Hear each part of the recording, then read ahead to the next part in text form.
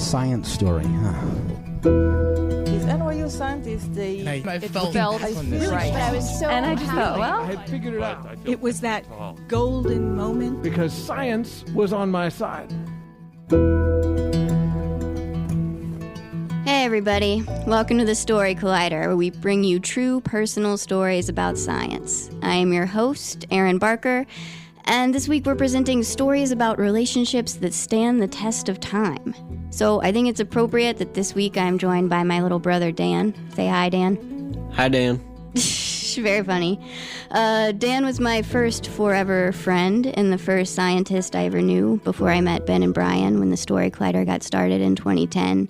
And it's also appropriate because June is Pride Month, and this month every episode will feature someone who identifies as lesbian, gay, bisexual, transgender, or queer, sharing a story that connects this identity to science in some way. And I know that this is something that Dan has dealt with for a long time in his life. I remember back in high school, Dan, you had an experience with a lab partner, right? Yes. He said that gay people can't do science. Oh man, he should really look up Alan Turing. I have not, that's something that I have never heard elsewhere. Yeah, I was pretty shocked by it too. So he just refused to work with you, right? Yes. Mm-hmm. And then what happened when you told your teacher about it? My teacher wasn't very gay friendly either and kind of agreed with him. He just told you deal with it, right? Yeah. Mm-hmm. And it was the first time in my life that I realized that there are extra obstacles for people like my brother in science, even starting as early as in high school. That there's just extra levels of bullshit that they have to deal with sometimes. And it broke my heart that my brother's, passion for science and for learning would be stifled in that way. So I'm really proud to share these stories with you this month, and especially today in this episode. Our first story is from Alison Smith. It was recorded in November 2017 at Caveat in New York. The theme that night was consciousness.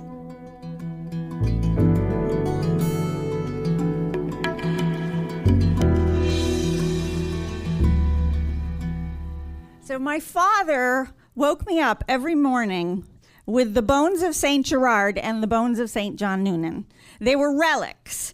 They were discs of copper about the size of a $50, and they had a little glass plate on the front, and underneath the glass, there was a little pile of white powder.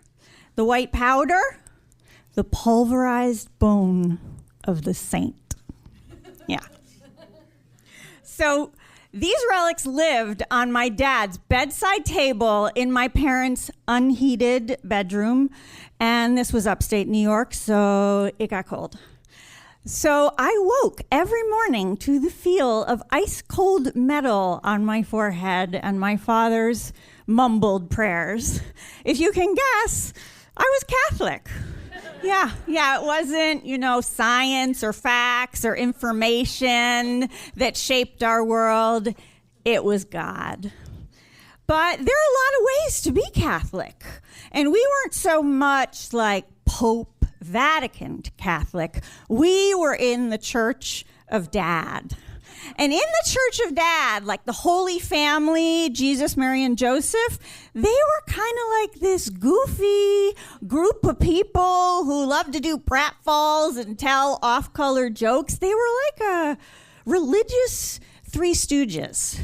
Yeah, and in the Church of Dad, all of the Bible stories had their own special kind of twist. My brother and I love that. And so our favorite story that we always ask Dad to tell us was the wedding at Cana, right? Okay, so anyway, that is when Jesus performs his first miracle. So this is how it goes in the Church of Dad. Mary and Joseph are invited to their neighbor's daughter's wedding. And Joseph hates weddings. So he pretends to have a cold and sneaks off to his workshop and whittles on something. And Mary looks at Jesus and says, "You're going to be my plus one." So they go to the wedding. Jesus hooks up with his buddies and proceeds to get stinking drunk. Like, they drink so much, they drink the entire supply of alcohol for the reception. Mary finds out. She is pissed. She goes to Jesus and she said, "Look what you did, you bum. You and your no good friends drank all the alcohol, and now there's going to be no party. I can never show my face in this town again." And Jesus thinks, "Oh, God, I really effed up this time. She is never going to let me live this one down. I got to do something big, really big." So he turns water into wine. And he saves the reception. Yeah. And that began a very famous career that ended very badly for Jesus. Yeah. You see, because in the Church of Dad's version of the life of Christ, the reason Jesus started performing miracles and thereby garnered some disciples and a bunch of people started following him, and because of that, the local authorities were looking at him, and then he was ultimately crucified, is because at a party he needed to get his mom off his back. Yeah. So you can imagine, as a kid, we were like, the Bible is just so cool. My brother and I would run around after my dad and be like, "Tell us another one. Tell us about the lady who got stoned." And which, by the way, was called in the Church of Dad, "What to do when you're about to get stoned." So it was really just idyllic. And my brother and I, we just believed so deeply. We felt that we were carried in the hand of God. And we had an unshakable faith. And then something happened. Something so heartbreaking that my faith was gone in an instant. It's 1984. I'm 15. My brother Roy is 18. He gets into the family car one morning and drives off to work, and he never came back.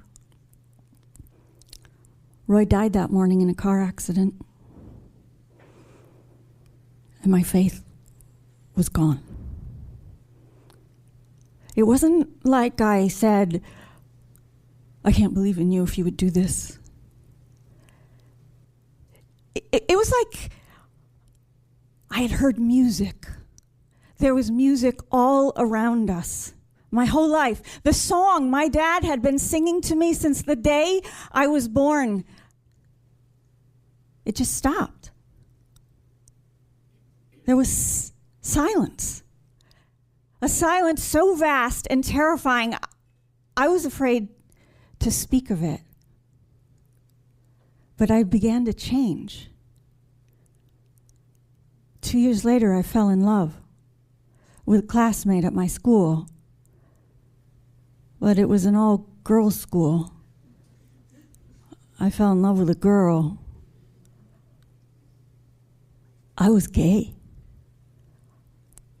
When my parents found out, they were furious. I mean, look at it from their point of view. They were desperately trying to keep this heartbroken family together, and they knew one thing: we were going to spend eternity in heaven together. We would be reunited with Roy there. And then look what I did. While they were in heaven with Roy, I would be in hell. So they raged, and they threatened, and they bargained. And then they sat me down, and they gave me an ultimatum. They said, "You can be in this family, or you can be gay, but you can't have both." And when I said, "I can't help who I am," they disowned me. For a long time, I didn't have any contact with my parents. And the silence, it just grew. Years passed. And then I got a phone call. My mother was dying, so I went to see her. And I said, "Mom, now, could you accept me?" She couldn't. And she died. more years passed, and I got another phone call. My father had Alzheimer's, so I went to see him. Hi, Dad. And he just looked at me, from my feet up to my head and back down again. And then he said, "Where you been? I've been looking for you for years." Because it turned out the silver lining of Alzheimer's, he forgot he was homophobic.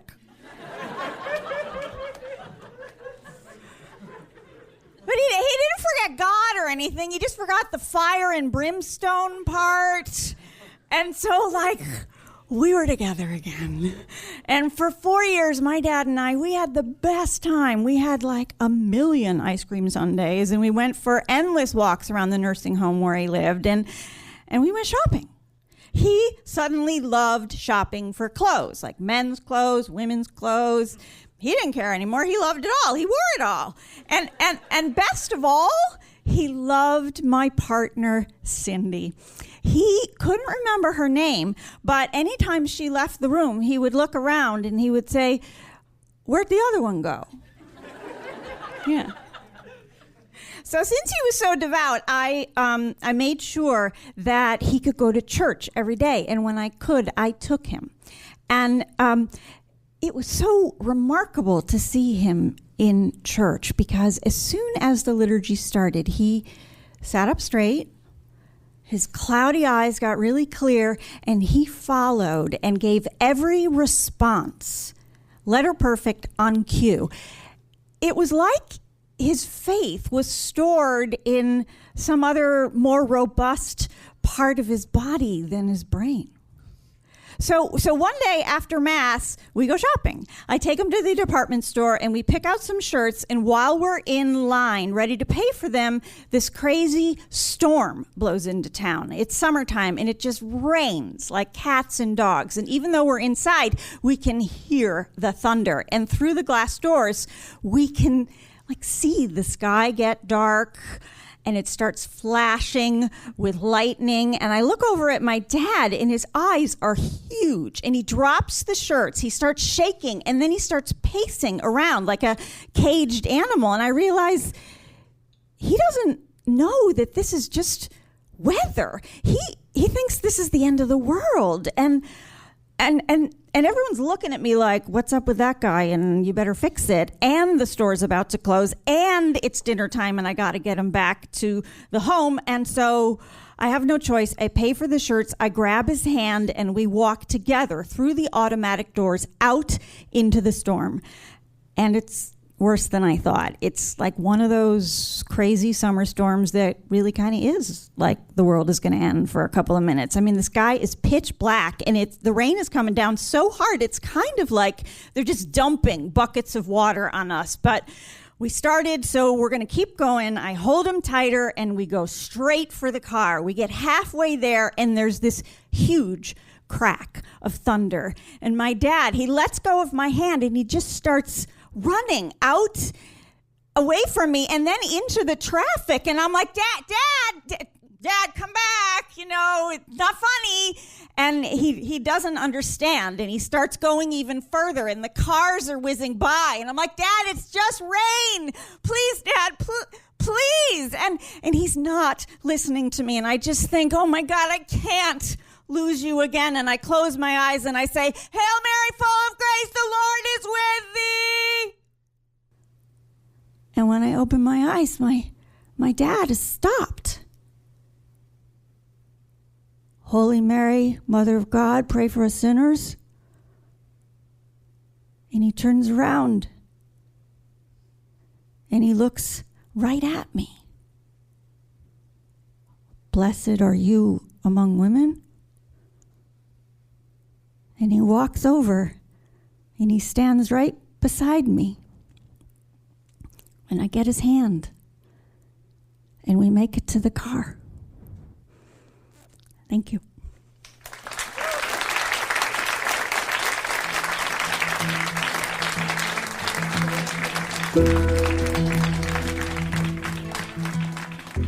That was Alison Smith. Alison is a writer and performer, and her writing has appeared in McSweeney's, The London Telegraph, The New York Times, and others.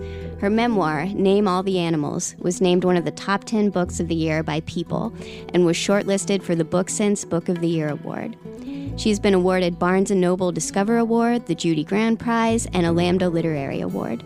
The Grand Prize winner of 2017's Co-Festival Story Slam, Alison has also played Jane Jacobs in the Amazon series The Marvelous Mrs. Maisel. Before we move on to our next story today, a quick word from our sponsor. Coco Chanel, Martha Stewart, Julia Child. You know these amazing women and how successful they are, but do you know their real stories? If you're a fan of the Story Collider, then you'll love the Great Women of Business podcast from Parcast. Focusing on the little-known details, Great Women in Business explains things like how Debbie Fields started her empire at age 20 and how Coco Chanel was one of the first to understand branding as we now know it. With captivating, well-researched stories, each episode takes you through the harrowing journeys and struggles that led these women to greatness, and teaches the business principles she utilized to the next generation of great women. This 12-episode series premieres on June 5th. You can find episodes on Brownie Wise, Martha Stewart, and Ruth Handler, co-founder of Mattel and inventor of the Barbie doll, among others, every Tuesday. Visit Apple Podcasts, Stitcher, TuneIn, Spotify, Google Play, or wherever you find the Story Collider and search for Great Women of Business. Again, that's Great Women of Business, or visit parcast.com/business to start listening. That's Parcast, PARCAST.com/business, starting June 5th.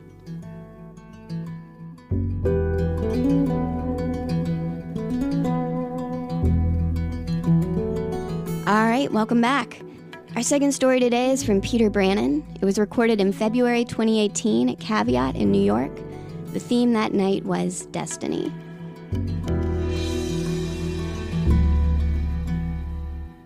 So I was driving into the desert in West Texas, about 120 miles east of El Paso, and I just visited the Guadalupe Mountains. And I'd gone to the Guadalupe Mountains because I wanted to learn more about the worst thing that had ever happened. And the Guadalupe Mountains are sort of a weird place to look for that because they're actually quite beautiful. And part of the beauty of the Guadalupe Mountains is that they're not really mountains at all. It's actually a ancient reef from 260 million years ago when Texas was underwater. And if you know what you're looking for when you're hiking up the Guadalupe Mountains, you can see that you're just stepping on sponges and corals and bits of seashell from squid-like animals and things like trilobites. It's sort of like this petrified aquarium in the middle of the desert. And it's been said that hiking up the Guadalupe Mountains is about as close as you can get to scuba diving in this ancient sea. So it's just an incredible place. And the other interesting thing about it, and the reason why I was there, is because I was researching and writing a book on the worst mass extinctions in the history of life. And shortly after this reef was formed, almost everything in it, everything you see on your hike up the mountains, and almost everything on the planet went extinct in the single worst mass extinction in the history of life on Earth, and the worst one by far. It's this event called the Permian mass extinction 252 million years ago. And one of the scary things about that mass extinction, among a lot of things, is that it's thought to be caused by this huge injection of carbon dioxide into the air, which caused runaway global warming and ocean acidification and all these things that we're worried about today. So I'm driving into the desert, and my car is sort of filled with wrappers from gross gas station food, and my radio is just sort of searching for a station, and I'm all alone. I'm thinking about this catastrophe that almost ended life on Earth, but I'm also thinking about this more personal catastrophe because in the months before, I experienced something that sort of felt like my world was ending too, which is that my mom died. And so everyone thinks that their mom's the best, but my mom was the best. She was brilliant and funny and generous and warm, and she was a lifelong children's librarian at public schools, and when she retired, this love of books and learning, she sort of continued it, and she got a master's degree in divinity and wrote a thesis on the architecture of French modernist chapels. So she's just incredibly smart, and this erudition would come up in just casual conversation with her in some sort of amusing ways, because she also had this really thick Boston accent that I'm not going to reproduce here. But she, in a typical exchange, I remember one time I was giving her grief for watching her favorite soap opera, which was One Life to Live, which I just thought was horribly sleazy. And she said, no, you just don't understand it. And in her words, it was actually magical realism par excellence. So she was wicked smart and she was wicked funny. And now I'd never get to see her again. I'd never get to talk to her again.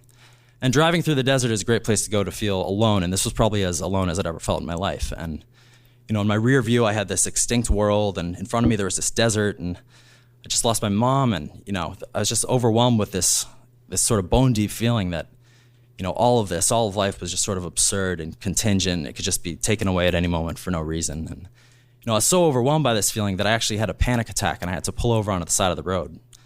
And when that passed, I was just overwhelmed by this wave of grief that, maybe I'd been repressing.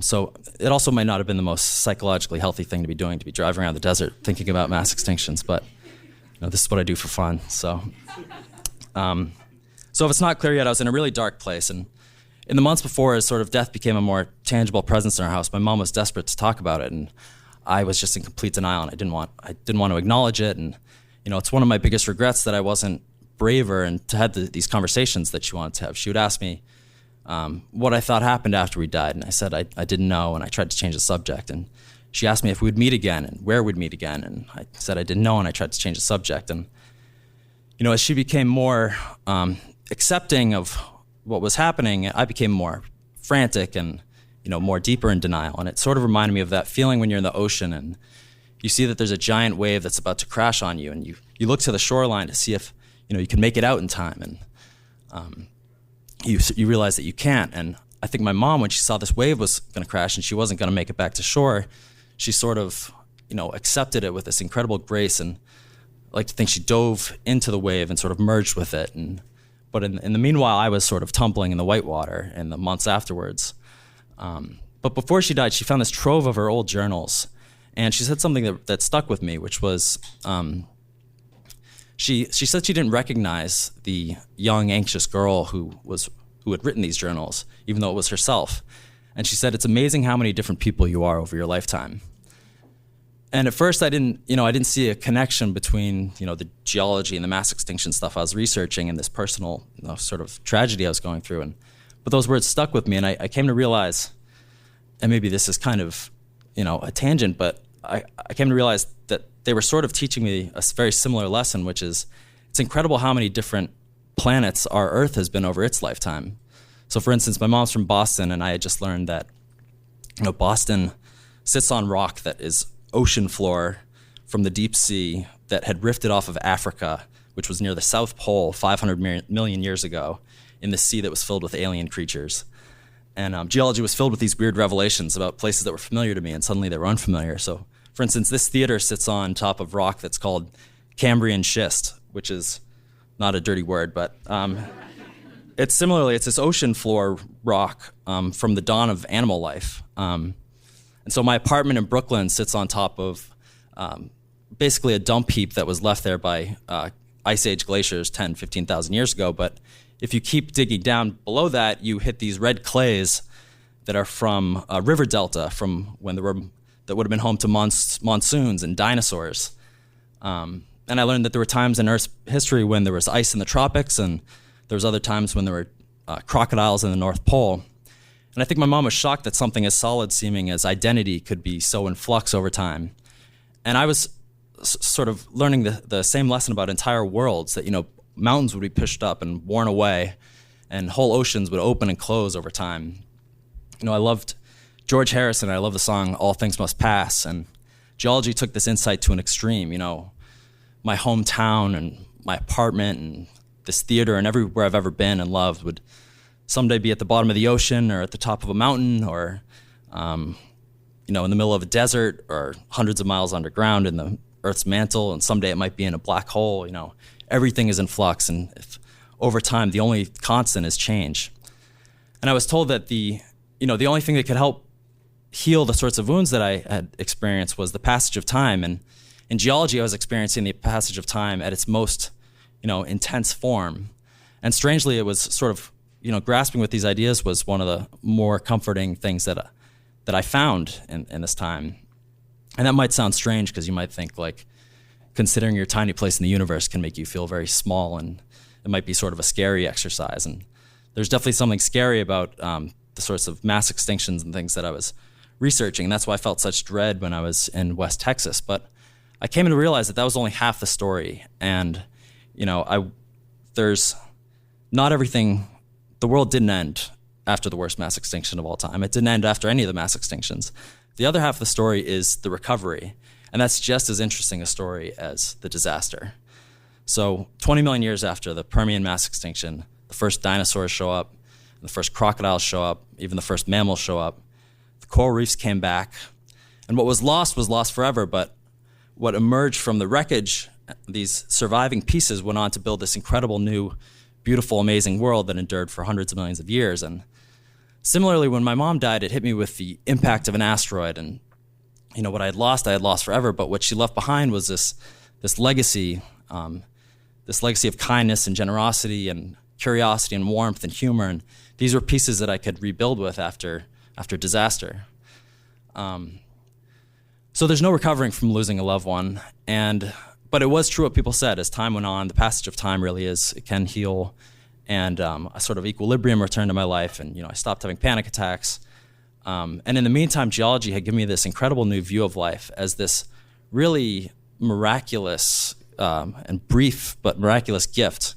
I came to see life as sort of this microscopic slice of experience that was between these two eternities. And it's incredibly precious. And when you lose a loved one, I don't think it's a occasion for anger necessarily, but it's an occasion for profound gratitude that the universe ever conspired to bring about such a miracle in the first place as another human being. And I just thought to myself, man, how lucky am I that I was cobbled out of air, sea, and mud, and I was woken up on this strange planet, 4.5 billion years already in progress. And I have a few precious decades to explore it and to meet the wonderful people here, and that there's really no time to waste. Thank you.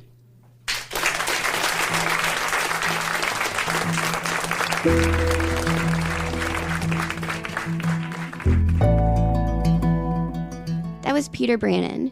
Peter is an award-winning science journalist whose work has appeared in the New York Times, The Atlantic, The Washington Post, Wired, The Boston Globe, and others. His book, The Ends of the World, Volcanic Apocalypses, Lethal Oceans, and Our Quest to Understand Earth's Past Mass Extinctions, was recently published by Ecco. Story Collider is grateful for the support of the Tiffany & Co. Foundation and of Science Sandbox, a Simons Foundation initiative dedicated to engaging everyone with the process of science. The Story Collider is directed by Liz Neely and me, Aaron Barker, with help from our amazing team. The stories featured in today's podcast were from shows produced by Paula Croxton, Sami Abu-Zeid, and me, Aaron Barker. The podcast is produced by Zoe Saunders. The theme music is by Ghost. Special thanks to Caveat for hosting these shows, and to love that stands the test of time. Thanks for listening.